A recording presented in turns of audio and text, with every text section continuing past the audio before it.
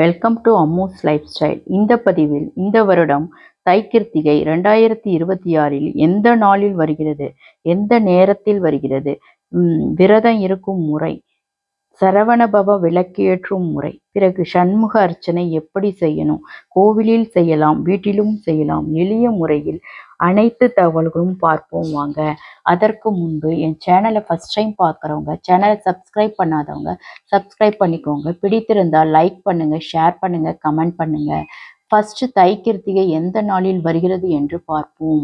தை 13 ஜனவரி 27 செவ்வாய்க்கிழமை, கிருத்திகை நட்சத்திரம் காலை 27ஆம் தேதி 9:21 புதன்கிழமை 28ஆம் தேதி 7:40 வரையும் இருக்குங்க. 27ஆம் தேதி நாள் முழுவதும் கிருத்திகை நட்சத்திரம் இருக்குங்க. எப்படி நாம் உபவாசம் இருந்து வழிபாடு செய்யணும் என்பதை பார்ப்போம். பொதுவாக முருகப்பெருமான் வழிபாடு சஷ்டி மாதம் வரும் கிருத்திகை நட்சத்திரம், பங்குனி உத்திரம் மாதம் வரக்கூடிய செவ்வாய்க்கிழமை அன்று வழிபாடு செய்யலாம். செவ்வாய் ஓரையில் விளக்கேற்றி வழிபடுவது மிகவும் சிறப்பு. முருகப்பெருமான் வழிபடுவதால் நிறைய நாட்கள் இருக்கிறது. ஆனாலும் தை மாதத்தில் வரக்கூடிய கிருத்திகை ரொம்ப விசேஷமானது, மிகவும் சக்தி வாய்ந்தது கூட. தை கிருத்திகை அன்று முருகப்பெருமானை வழிபட்டால் நிறைய பலன்கள் உண்டு.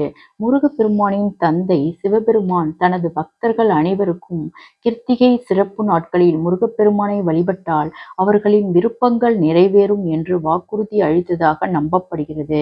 தை கிருத்திகை கொண்டாட்டங்கள் வேத காலத்திற்கு முந்தைய காலத்திலிருந்தே இருந்து வருகிறது. அங்கு பல்வேறு கடவுள்கள், தேவர்கள் மற்றும் முனிவர்கள் முருகப்பெருமானை மிகுந்த ஆடம்பரத்துடனும் பக்தியுடனும் வழிபட்டார்கள். இந்நாளில் பல பக்தர்கள் உண்ணாவிரதம் இருந்து காவடி எடுத்தும் பால்குடம் எடுத்தும் கோயிலுக்கு பாத யாத்திரை செய்தும் வழிபடுகிறார்கள். இந்த தைக்கிருத்திகை இந்த வருடம் செவ்வாய்க்கிழமை அமைவது ரொம்ப விசேஷமானது. நாம் செவ்வாய்க்கிழமை உபவாசம் இருப்பதாக இருந்தால் திங்களன்று இரவு உணவு உண்ணக்கூடாது. முடியாதவர்கள் பால் பழம் சாப்பிட்டு கொள்ளலாம். முதல் நாளே வீட்டை சுத்தம் பண்ணி கொள்ளுங்க. பூஜை அறையை சுத்தம் பண்ணி வச்சுக்கோங்க. அதிகாலை பிரம்ம முகூர்த்த நேரத்துல எழுந்து நீராடி விட்டு அந்த பிரம்ம முகூர்த்த நேரத்திலேயே முருகன் படத்தை சுத்தம் செய்து மஞ்சள் குங்குமம் விட்டு பூக்களால் அலங்காரம் செஞ்சுக்கோங்க. ஃபர்ஸ்ட் நெய் தீபம் ஏற்றி வைத்துக் கொள்ளுங்கள். விநாயகர் வழிபாடு முடித்த பிறகு முருகனுக்கு வெற்றிலை, பாக்கு, பழம், தேங்காய், புஷ்பம் வைத்து நாம் முருகப்பெருமானை வழிபாடணுங்க. நாள் முழுவதும் உபவாசம் செய்பவர்கள் மாலை நேரத்தில் சட்கோணம் கோலம் போட்டு வழிபடணுங்க. ஸ்டார் கோலம் போட்டு சரவண பவ என்று எழுதி 6 வெற்றிலை வைத்து 6 முகத்திலும் 6 நெய் தீபம் ஏற்றி வழிபாடு செய்யணுங்க. நெய் தீபம் ஏற்றி வழிபட முடியாதவர்கள் நல்லெண்ணெய் தீபம் ஏற்றலாங்க. 1 ஸ்பூன் நெய் வேணா விட்டுக்கோங்க. அல்லது இந்த வழிபாடு மாலை நேரத்தில் வழிபடலாம். செவ்வாய் ஓரையில் வழிபடலாம். வெற்றிலை தீபம் ஏற்றும் போது காம்பு எடுத்து விளக்கில் போட்டு ஏற்ற வேண்டும். மாலை நேரம் மிகவும் சிறப்பானது. சண்முக அர்ச்சனை சண்முக கவசம் படிக்கணுங்க. 6 வகை மலர்கள், 6 வகை பிரசாதம், 6 வகை மந்திரம் சொல்லி வழிபாடு செய்யணுங்க. சண்முக கவசம், கந்தசஷ்டி கவசம், கந்தகுரு கவசம் சொல்லலாங்க. 6 வகை மலர்கள் பார்த்தீங்கன்னா வில்வம் மிகவும் முக்கியமானது. முல்லை, செவ்வரளி, தாமரை, மரிக்கொழுந்து, வாசனை பூக்களை யூஸ் பண்ணிக்கோங்க. 6 வகை பிரசாதம் பார்த்தீங்கன்னா புளி சாதம், தயிர் சாதம், எலுமிச்சை சாதம், சர்க்கரை பொங்கல், வெண்பொங்கல். அதுபோல செய்ய முடியாதவர்கள் பால், தேன், பஞ்சாமிர்தம், அது இல்லாமல் திணை மாவுளால் செய்யப்பட்ட பிரசாதத்தையும் செஞ்சு நீங்கள் வழிபாடு செய்யலாங்க. எளிமையான மந்திரம் சொல்கிறேங்க.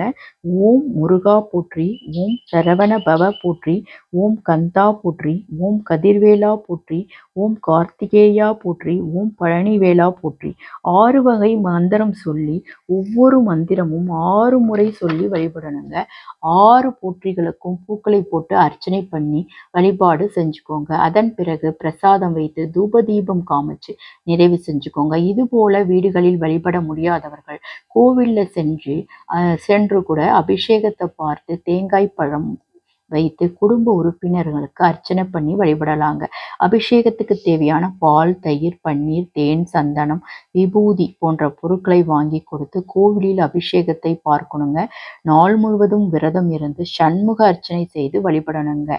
தை கிருத்திகை அன்று சண்முக அர்ச்சனை மிகவும் சிறப்பானது, மிகவும் சக்தி வாய்ந்த வழிபாடாகும். தை கிருத்திகை அன்று முருகப்பெருமானை நாம் வழிபடுவதால் நமக்கு என்ன பலன்கள் கிடைக்கும் என்றால், முருகப்பெருமான் பக்தர்களின் உயிரை பாதுகாத்து அவர்கள் புதிய வெற்றி எல்லைகளை அடைய உதவுவார். வாழ்க்கையில் உள்ள அனைத்து தடைகளும் நீங்கி முருகப்பெருமான் தனது பக்தர்களின் உயிரை ஒரு தாயத்தைப் போல பாதுகாத்து வாழ்க்கையில் அனைத்து ஆபத்துகளிலிருந்தும் காப்பாற்றுவார்.